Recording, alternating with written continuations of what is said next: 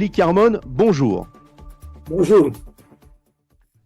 J'ai une première question à vous poser, Élie, c'est pourquoi ces manifestations éclatent maintenant? La population iranienne a-t-elle senti qu'après 2 années de conflit contre Israël via les proxys liés à Téhéran, mais aussi après une confrontation en direct entre les deux pays, c'était au mois de juin dernier, le régime iranien chancelait, tremblait sur ses fondations?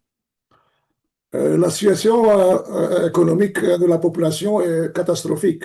Non seulement à cause des sanctions, parce qu'il y a des sanctions dures, mais aussi à cause il n'y a pas de management sérieux des autorités. Il manque de l'électricité et surtout de l'eau.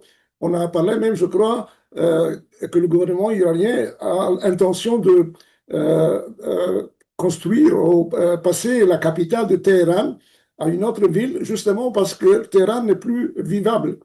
Et tout cela a provoqué non seulement les masses, disons, populaires, et je crois cette fois-ci, il y a aussi la classe moyenne et surtout ceux du bazar, c'est-à-dire les commerçants qui sont le pilier, étaient les piliers du régime à partir du début de la révolution de 79. Et c'est ainsi que vraiment on a ras-le-bol. On ne peut plus, selon les témoignages, on ne peut plus survivre physiquement dans cette situation économique. En plus, je crois qu'ils ont vu que le régime qui combattait Israël sur tous les fronts, qui donnait des milliards de dollars au Hezbollah, aux Houthis et tous les autres proxys, en fait, la population ne reçoit pas les mêmes, disons, les mêmes prestations et on considère, selon des slogans, nous ne voulons plus de Liban, nous ne voulons plus de Hezbollah et de Gaza. Et ça, d'ailleurs, a été une des slogans pendant les élections, des dernières 2 ou 3 élections. Chaque fois, il y avait dans les démonstrants ceux qui demandaient arrêter l'aide aux proxys du régime.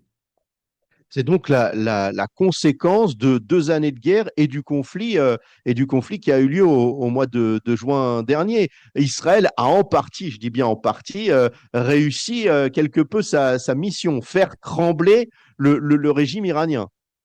Oui, ben, je crois, il y a déjà plusieurs années, je crois, ben, plus de 15 années, par exemple, le chef du Mossad, fameux chef du Mossad, Meir Dagan, Meir pensait Dagan. qu'on ne devait pas bombarder l'Iran et les sites nucléaires, mais travailler pour un changement de régime.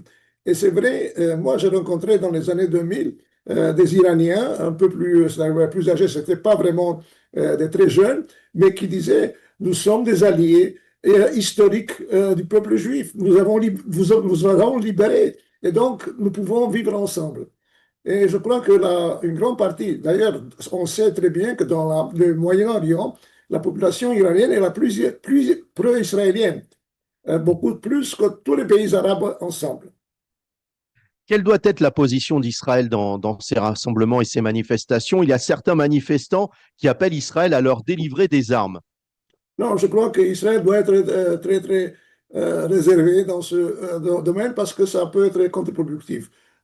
On peut dire, comme le Premier ministre l'a dit, de manière générale, que nous soutenons le peuple iranien, justement parce que nous savons que le peuple iranien veut la paix, veut des relations avec Israël, mais on ne peut pas faire comme par exemple la ministre Gamliel qui a diffusé une vidéo, je crois qu'elle avait rencontré le fils du Shah, Reza Shah Pahlavi, d'Iran. et donc Ouais. elle avait soutenu celui qui se présente déjà, d'ailleurs, comme le chef de l'opposition.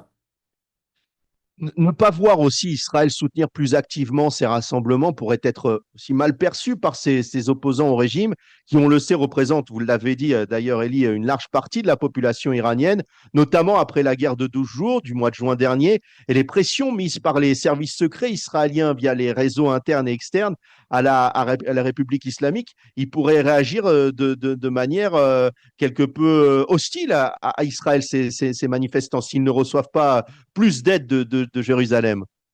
Le grand problème de cette révolte, cette rébellion de la population, c'est qu'il n'y a pas vraiment un dirigeant ou des dirigeants, un parti qui peut se présenter comme le vrai représentant du peuple, comme d'ailleurs au Venezuela. Au Venezuela, il y a une opposition qui a gagné les élections, mais qui n'a pas pu prendre le pouvoir à cause du régime dictatorial de Maduro. Mais je crois, par exemple, qu'on peut collaborer avec les Iraniens qui vivent à l'extérieur, surtout en Europe et aux États-Unis, qui sont une force aussi, parce qu'il y a des télévisions, il y a des radios qui transmettent, on part farsi vers l'Iran. Euh, je crois qu'une des solutions serait trouvée parmi les réformistes du régime. Par exemple, déjà dans les années 2006, 2009, 2015, il y avait des dirigeants réformistes islamistes du gouvernement qui voulaient changer un peu comme Gorbatchev, la politique interne, et eux, ils sont encore aujourd'hui en arrêt domiciliaire. Par exemple, on peut faire pression internationale sur le gouvernement pour libérer justement ces dirigeants qui n'ont rien fait que de participer à des élections démocratiques, mais leurs votes n'ont pas été pris en considération. Alors, un axe iranien qui se retrouve donc affaibli au Moyen-Orient, mais aussi en Amérique du Sud, avec l'opération menée par les États-Unis au Venezuela. Est-ce une bonne nouvelle pour Israël de voir Nicolas Maduro être écarté du pouvoir à Caracas, sachant qu'il était tout de même un soutien de la République islamique et qu'il fermait les yeux aussi sur le narcotrafic du Hezbollah sur son territoire? Donc, plutôt bonne nouvelle pour Israël. Oui, sans doute, parce que depuis le début du régime de Hugo Chavez, même il y a eu des moments quand il a visité Mashhad, et comme on pensait qu'il va se convertir à l'islam à l'époque. Moi, j'ai suivi l'activité iranienne du Hezbollah en Amérique du Sud, surtout au Venezuela, à partir de 2005-2006. J'ai écrit beaucoup d'articles sur cette question. Mhm. Et c'est pas seulement un appui, si vous voulez, du terrorisme du Hezbollah, mais c'est une plateforme politique parce que Chavez et ensuite Maduro avaient dirigé ce mouvement bolivariste qui a influencé beaucoup de pays dans les Caraïbes, surtout en Équateur, en Bolivie et dans d'autres pays. Et ça change d'ailleurs dans tout le continent. On voit qu'il y a eu un changement très important en Bolivie. Le régime d'extrême gauche est tombé. Au Chili, où le Même président au Chili, d'extrême oui. gauche est tombé, je Mhm. crois qu'en Honduras, déjà, il y a un changement. Et même en Colombie, on pense qu'il y aura les élections en 26. Et donc, il y a beaucoup de chances que le président, qui défend d'ailleurs le régime Maduro et qui est menacé par Trump, tombe aussi. Historiquement, Israël a eu des relations extrêmement euh, close très étroite avec les pays Proche, oui. du Sud qui Mhm. ont été les premiers qui ont permis la constitution de l'État d'Israël par leur vote aux Nations Unies. Et donc, on va revenir petit à petit, et on voit l'Argentine, par exemple, le Paraguay, les deux pays qui maintenant sont les plus pro-israéliens peut-être dans le monde.